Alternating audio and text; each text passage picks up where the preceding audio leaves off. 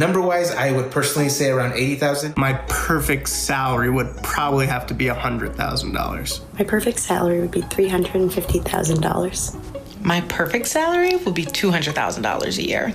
谈起理想薪水，每个人的数字可能差了10万8千里。但根据拿下诺贝尔经济学奖的心理学家康纳曼在2010年的研究，却是有一个符合普世价值的数字。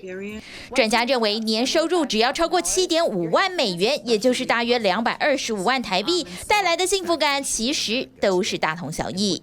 When people hear that $75,000 number, they're like, well, is that really true? Should it be adjusted for 2020 inflation? Or if I live in San Francisco or New York versus like Iowa or something. But the research really suggests that it might tweak around a little, the new number, but it's not going to be that different. It's not going to suddenly turn into $2 million that you need to be happier. 专家坦诚，没有钱确实万万不能，但薪水会因为好还要更好的心理，导致不论多高都会觉得实在不够用。I'm reminded of a study that asks people, how much more money do you need to be a lot happier? And no matter how much people made, they always named a number that was a little higher than what they had. And so it just made me realize that we're just always wanting more, and we would never really be satisfied with a particular number, even if we thought we did.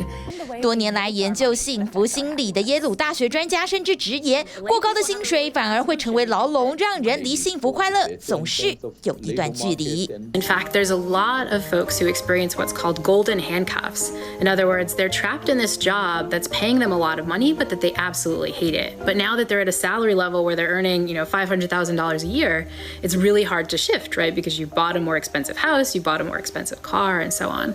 What the research shows is that if you really want to be happy with your job, you shouldn't focus on salary. You should focus on whether the job is meeting what we often call your own signature strengths. 而且专家强调，所谓高处不胜寒，并不是吃不到葡萄说葡萄酸。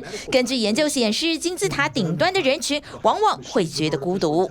One of the reasons having a lot of money doesn't make us happy is that being really rich tends to be incredibly challenging for your social relationships. And that can create enormous stresses where the people who don't have the money feel shamed, the people who do have the money feel kind of icky about it. How do you split the check and so on?